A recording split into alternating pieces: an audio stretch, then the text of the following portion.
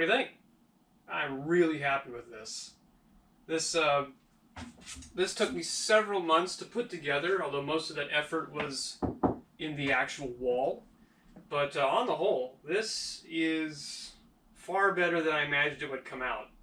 And there's not a single part of this thing that is true and square, mostly because of dimensional problems with the floor and the wall and the ceiling and everything, but it worked out phenomenally. And most of these shelves are actually level. I did my hardest to actually get the shelves flat, front to back, side to side, standing out everything as close as I could reasonably get it.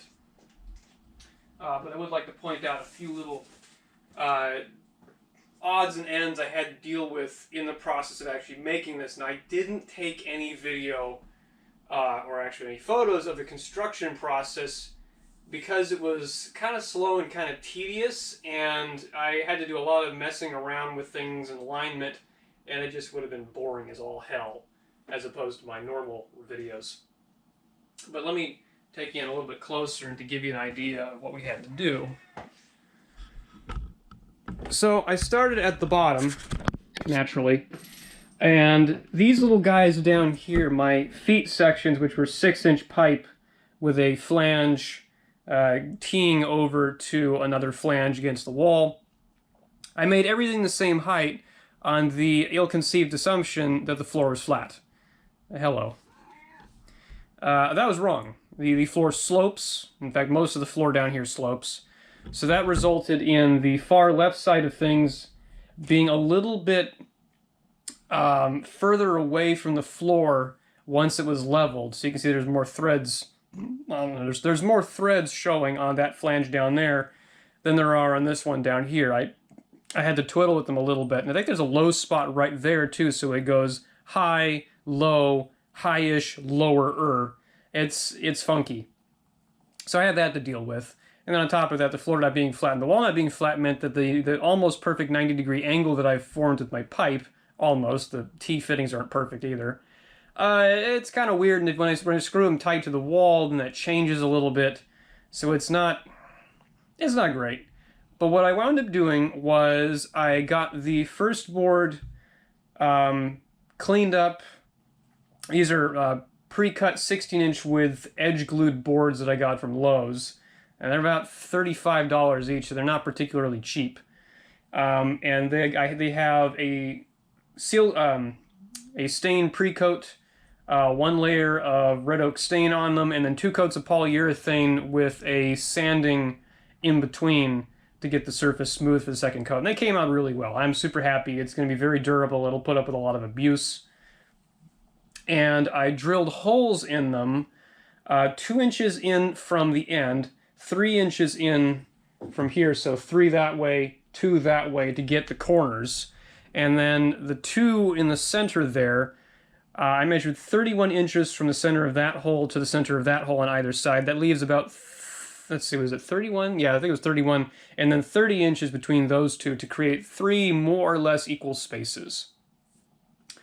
So that worked out pretty nicely. That does mean I can't really fit 2 sets unless they're small in the middle. I have a few sets that are very wide, so I'm using the center shelf for those. And we'll fill this in later, and I'll show you what I mean.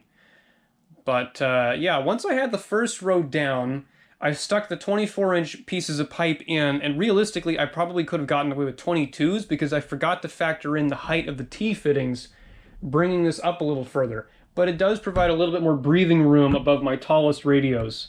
I pre-fit everything. I measured all my sets to make sure the dimensions that I chose would work out when I actually built the thing. So got those in. I set up each of the 3 next shelf bracket assemblies, and I only twisted them on a little bit so that they pointed at the wall. Once I had them aligned, the next thing I did was I took my my 4-foot bubble level and I laid it across the tops of the T-fittings from one to the other. So I started at this end, went over there, checked level on those, then went from that one to that one and that one to that one, and I rotated each one of these until I could get each one level with the ones adjacent to it as best as I could, because since I have to thread them in, they're not all going to clock in exactly the same way. it's pipe, you know, it's kind of a random chance where it threads in. But I got them close enough. I think it slopes a little bit to the left, just a little bit. But it came out really good, and when I put the level on there, it's good enough. It's not noticeable by eye, although I say that, but I can't actually look at this thing from the opposite side of the room because of the racks in the way. From the side, it looks really good. If I was at the other side of things and there wasn't a blockage in the way, maybe it looks terrible. I don't know. Yeah, so I twisted those on. Once I got those level, the next step was to actually set the depth. So the way I have it set up is I have a T-fitting here. This goes into, if I remember correctly, this is a 10-inch section, 10-inch nipple. Going into another T, this provides the support at the back of the board. The original shelving design I borrowed just used a 90 right here and didn't have any support to the wall for the shelf. They were only holding up books. That was not going to fly for the stuff that I'm putting on this. So I added that, and then there is a very small, I believe this is an 1.5-inch nipple here at the back, going into the flange, going into the wall. And that took a little bit of trial and error to get the right dimension. Some of these are only 1-inch nipples, some of them are 1.5 inches. I have at least one 2-inch nipple in here because part of the wall has a pretty severe dip in it in one position, and I had to make up for that in order to keep this assembly more or less straight. It's pretty straight, it's not perfect. I think it maybe points out at the top just a little bit, but I was basing it off if I would complete a shelf, make sure it was dry, lay it down on here and use like a 6-inch stubby pipe coming out of the top of this to make sure all 4 of these have the correct alignment to each other coming out from the wall. Then once I was happy with that, I would verify and make sure, you know, it's more or less level out this way against each one. You know, lay the level across here and see, is it too far out, is it too far forward, whatever needs to be done, and adjust the position of the plate a little bit, thread it in and out. Once I had that set and flush up against the wall, drilled the holes for these and threw the screws in, number 12s, I think 1.5 inches in order to be able to get through the 1x4s and then into the tongue and groove. The wall being a little bit angled does mean that when those screws go in there, they will suck this in a little bit. So I tried to compensate by screwing it out a little more than necessary, depending on how much deflection there was. I would judge it. I'd press on it and see if it, you know, caved in towards the wall any. At least one spot I had where, you know, the 1x4 was straight up and down, but the wall was concave a little bit.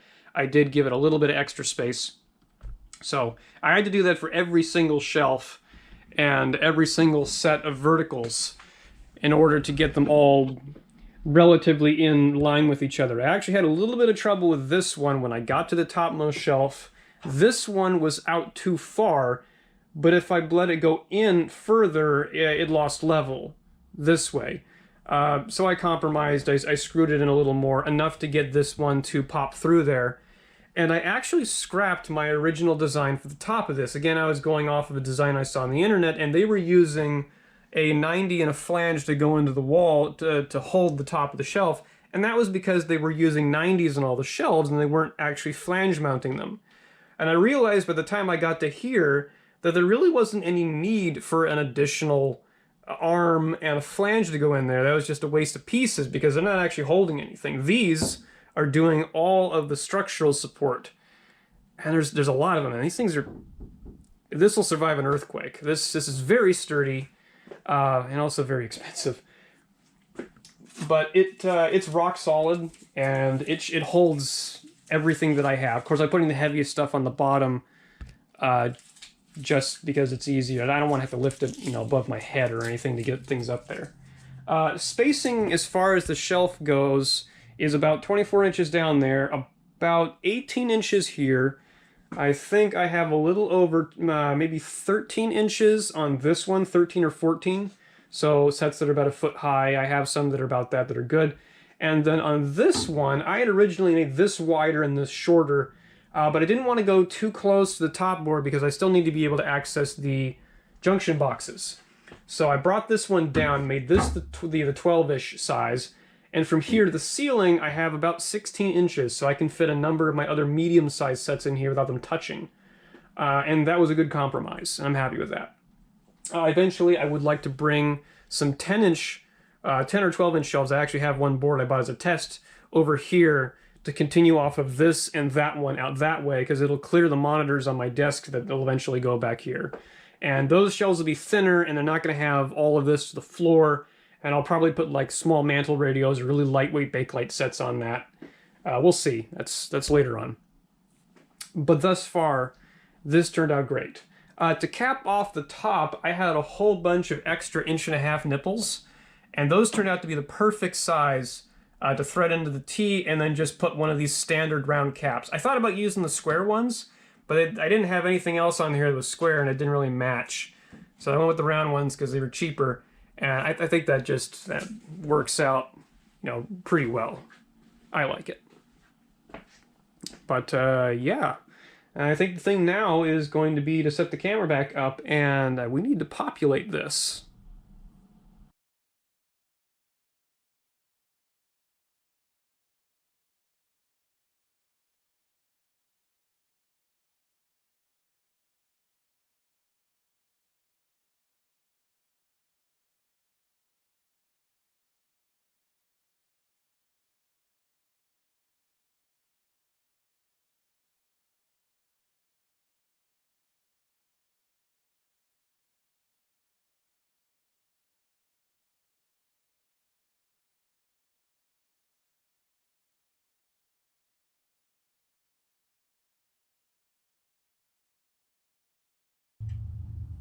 Okay, I think that'll about do it.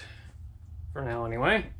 Some of this is a little on the temporary side. I had to make a few concessions when I was selecting what sets to work with. If I realized I don't actually have a lot of radios that are in that nice spot between 14 and 15 inches high. I wanted to put at least one cathedral set up here. I might be able to put one of my Philcos in place, that little GE right there. In fact, let me check something here. Okay, I think that is a little better. I wanted at least one cathedral set on here, and it happens to be my Philco 60B, which has the really nice looking, the black octagonal knobs they used in the 30s, and it's got a great front and coloration and all that stuff. But yeah, for right now, believe it or not, this setup, aside from one radio I just picked up and isn't on here, but can probably fit on the top shelf if I eliminate the slant front General Electric set.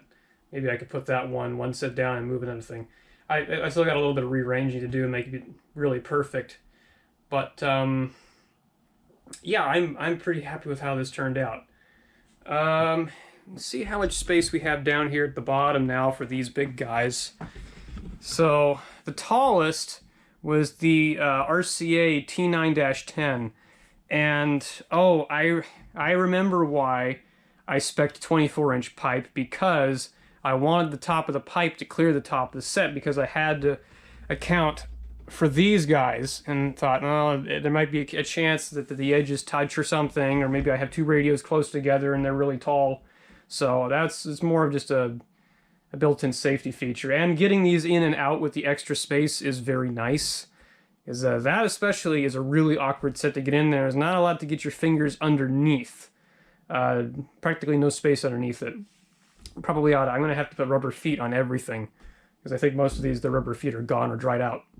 But yeah, super happy with the amount of space that I now have in my living room. It's funny, I actually went in there and I realized even with all of these out of there, it doesn't look all that different. That's probably because there's a dozen consoles actually taking up space, and the flat area on top of them was just a bonus to put these on. So I think it looks a little less cluttered. Still pretty bad, got a few things to get rid of, but this is a step in the right direction. I'd give you a proper tour, but to be fair, I don't actually remember the model numbers of all of these. I've got this beautiful GE. I can't remember if the designation's like an M80 or something like that. I don't even think it's an 8. It might be 8 tubes. Not very. It's got a ton of knobs, but it's not a very large, complicated set electrically.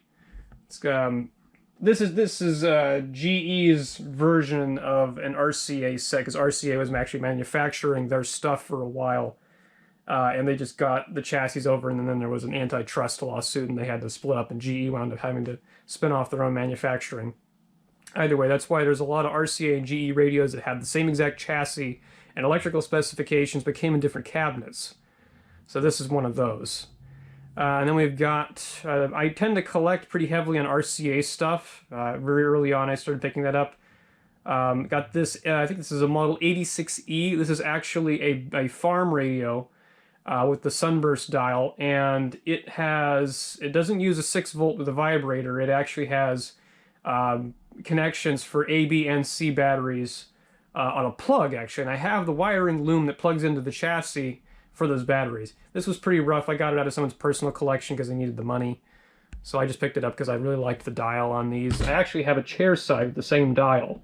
A lot better shape than this, obviously, but this was one of the taller sets in the collection and needed a place to go. And then, of course, we've got the RCA T9-10. This thing I picked up from the collection of another club member, needed help with medical finances, and I asked him if this was for sale. It was buried under some other things, and got it for a decent price.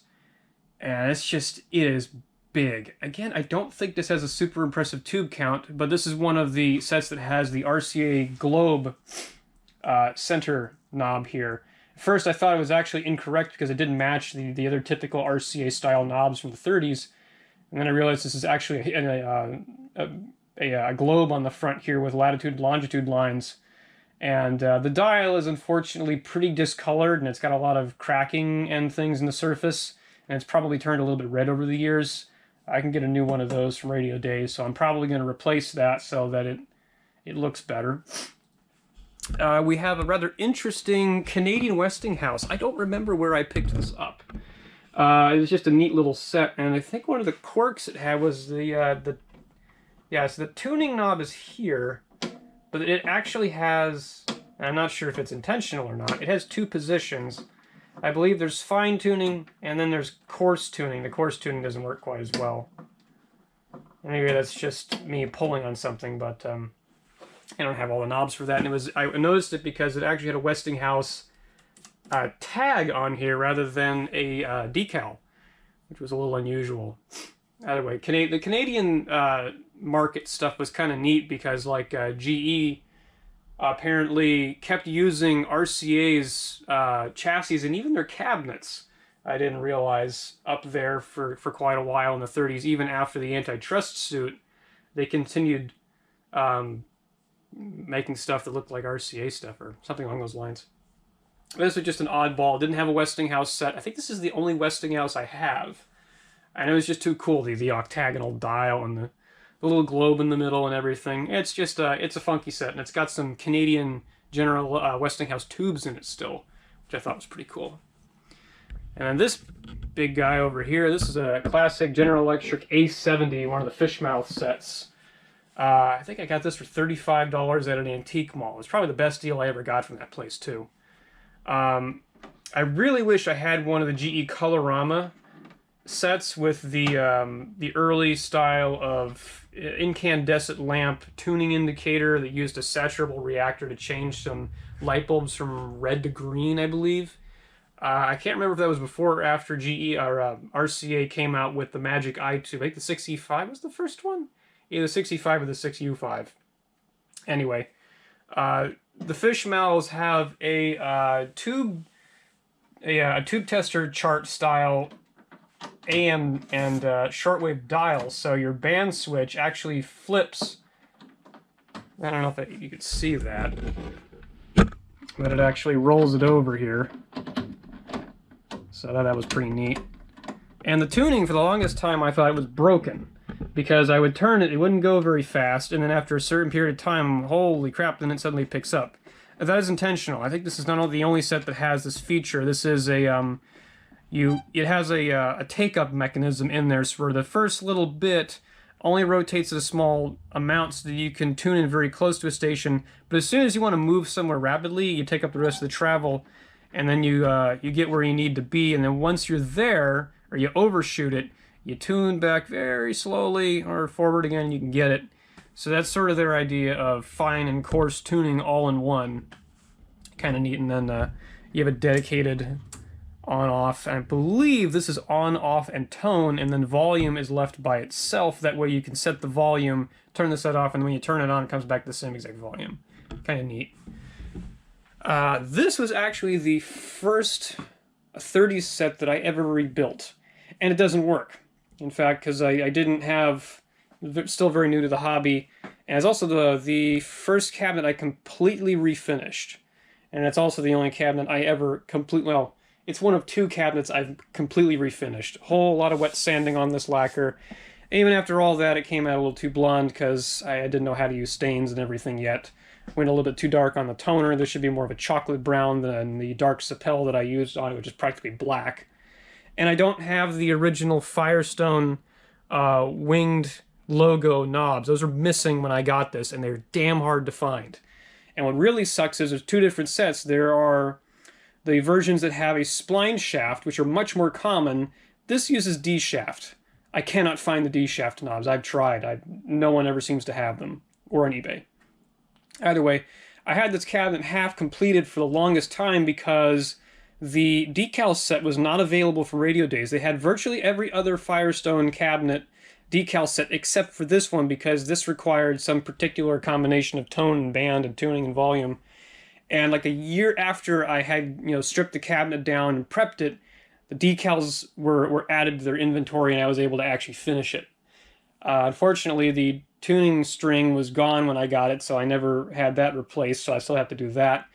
And I made the mistake of repainting the chassis silver. I should have left it alone. You make mistakes. But I got the decals pretty damn good, and I was happy overall with the result. Next time, grain filler. I did no grain filler on that, and it took 10 coats of lacquer and wet sanding between each one to get a decently flat surface, and there's still orange peel on that. So, that was one of my first lessons in how not to do things. This is a neat airline. I have a lot of airlines, I just realized. I got this one because I love the dial on it, where the volume control and the tone control have these little, little gauge style needles for everything. And it's just so darn neat. And the sort of flowery style dial on here. The toning and everything's nothing too crazy. It's got some burl walnut damage up here. What makes it unique, though, and the reason why I got it actually from the Radio Club, is because this is actually a 32-volt farm set. And it has a vibrator power supply. And unlike most other sets I've seen, the vibrator is enclosed in like a coffee can, and the can is suspended from the inside back of the cabinet by a pair of J-hooks screwed into the top of the cabinet. And there's two pieces of twine that come down and suspend the power unit above the chassis so that the vibration from the can doesn't get picked up in the chassis by the tuning condenser. That's the best guess that I can. I was completely befuddled by it. I took the whole thing apart and checked the vibrator, and the vibrator's still good.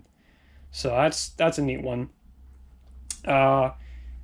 Probably favorite set of the collection and my college graduation gift for my folks. This is a Fairbanks Morse 8A from about 1937. Their factory, actually, the radio factory that they had invested in burnt down shortly after. And so there's nothing past about 1938 from Fairbanks Morse because the building burnt down and they just didn't put the money back into rebuilding it.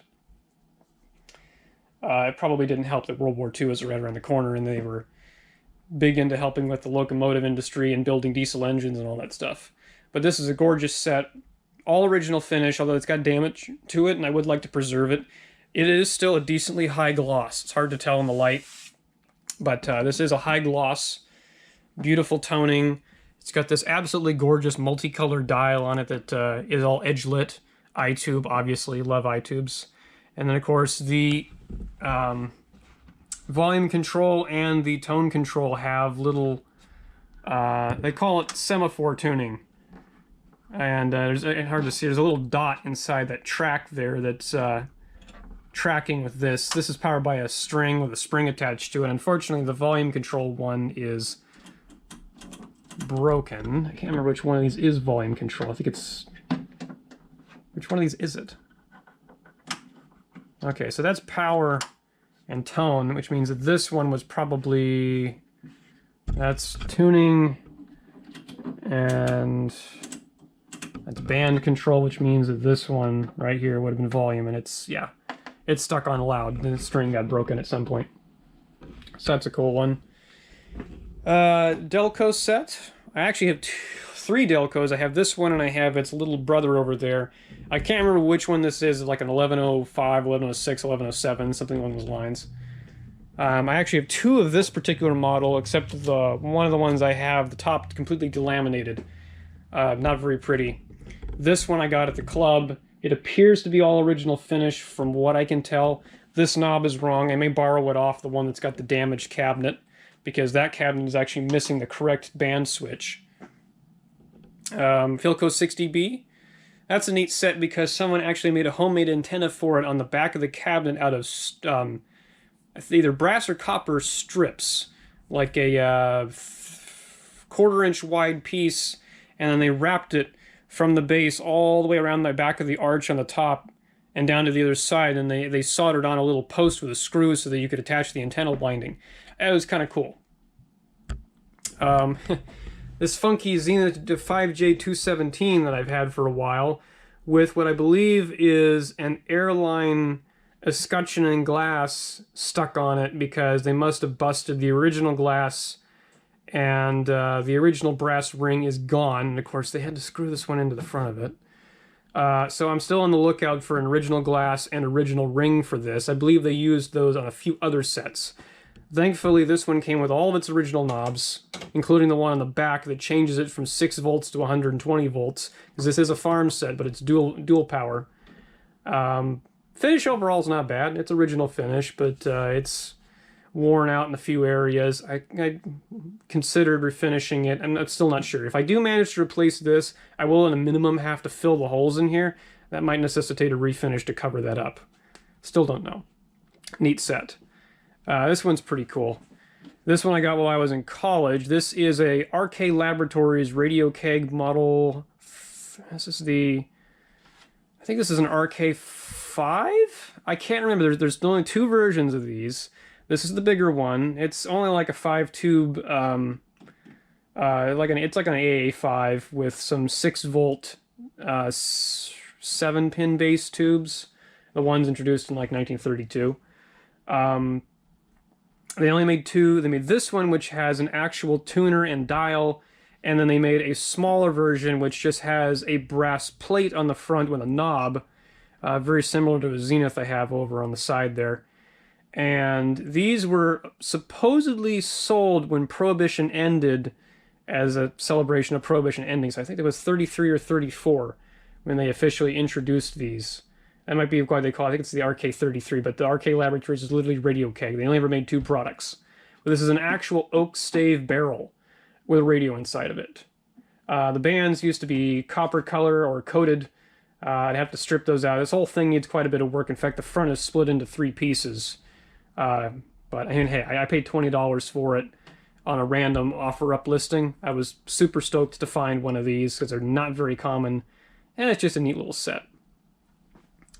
This is another airline. I have so many of these, and this one I got just because it has a nice dial. Didn't have one like this. You've got the tiny little clock spinner in the center for fine tuning, and then the multicolors, and then the band switch here has a little like shader change in the bottom. That's just kind of neat. It's got an eye tube, so that's a bonus. And I just love the cabinet overall and with the original finish.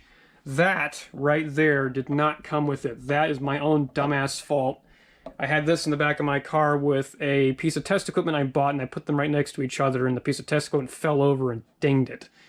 So just a forewarning, cover these things up. When you get them, grab a blanket, something, wrap it up so it doesn't get banged around in your car, or you'll ruin an original finish like I did. So I'm gonna have to go over the cabinet with some Howard's Restorer finish and some non-pumice Gojo anyway to clean the whole thing up, because it's a little dirty, but I'm going to try and see if I can get that out, because that's unfortunate.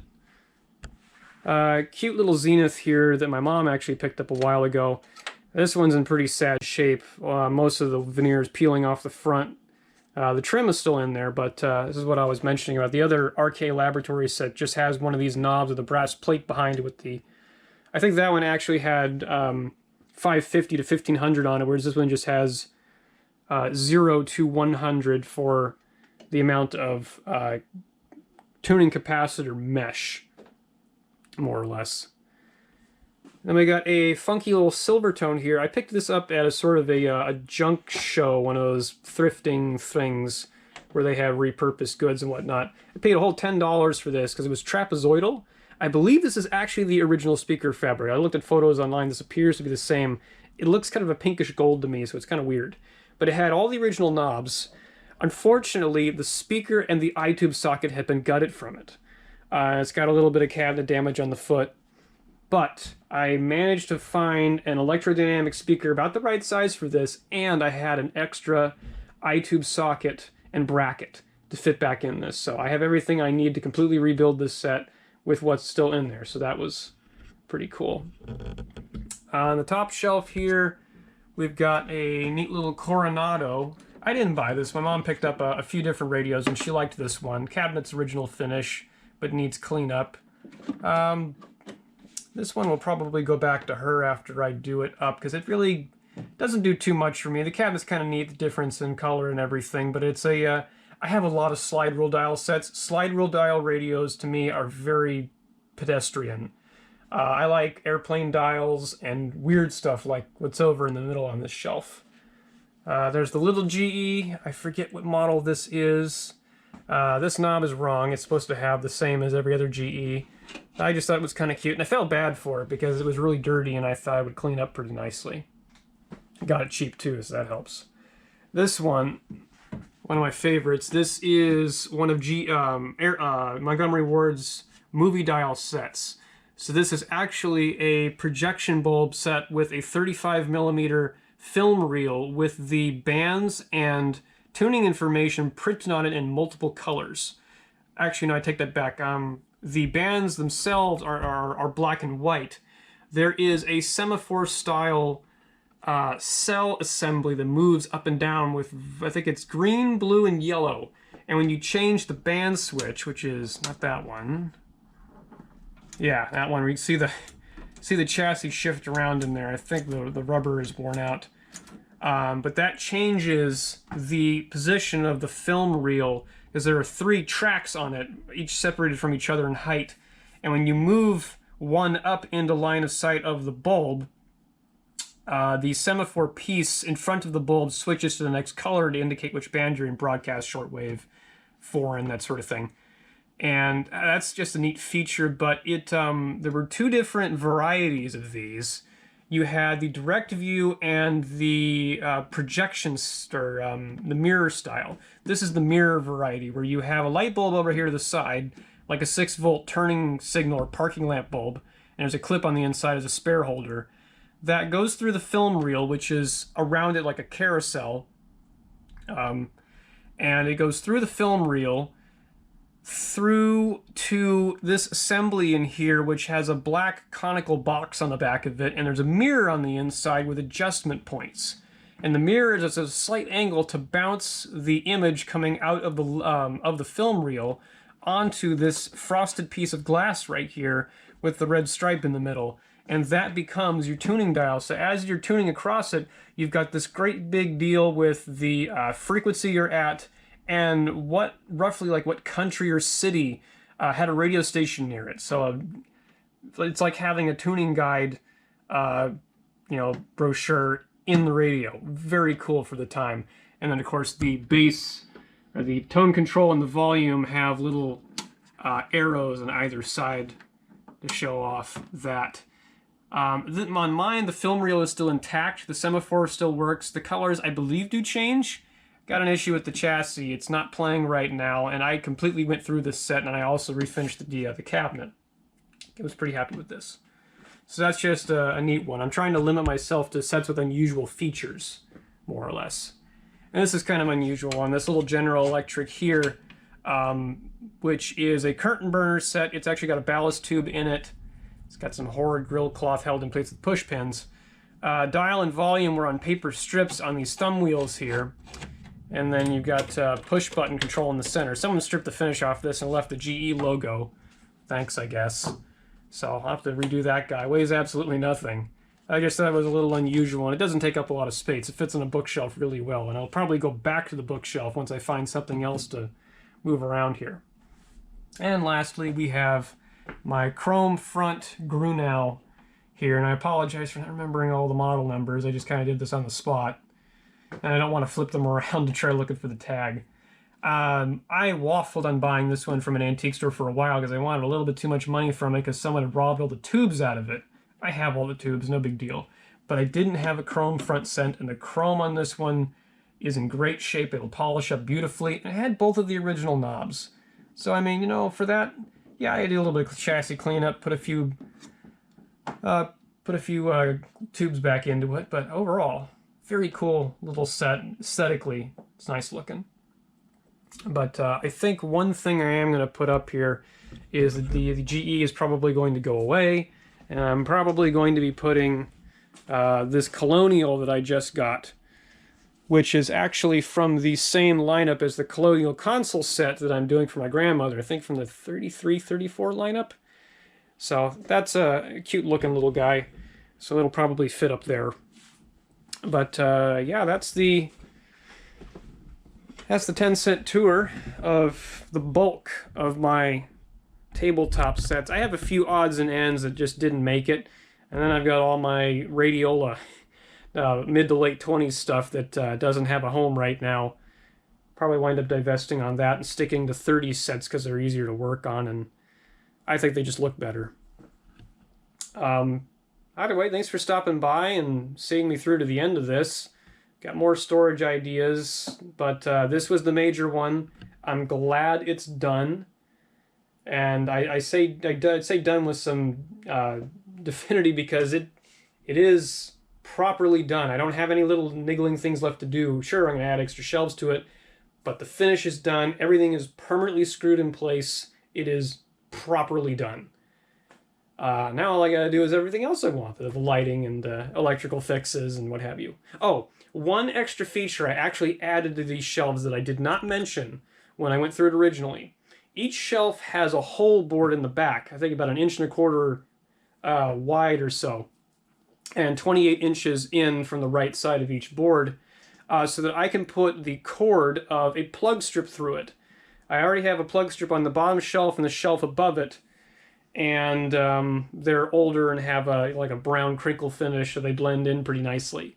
But I wanted to have them daisy-chained one to the other, to the other, to the other, one for each shelf, so that eventually, when most of these sets do work, I can have them plugged in and just turn one on at will and be able to play it. Because I think that'd be really nice, especially if I have folks over and they just want to... I always get the question, wow, do all these work? And it is really, really hard as a collector to have to go, no, not really. In fact, I barely have 2 of them on that shelf that actually work, that I have completely worked on, so... yeah. Future goals, mostly I'm just trying to get everything cleaned up and organized, and this is a great step in the right direction. But I have more pressing matters. I have a Zenith console I got to do a whole bunch of work to. Got to finish up the Zenith portables and get them back. And I got that elevator light we got to work on, so I will be back to you probably next week. But in the meantime, thanks for watching.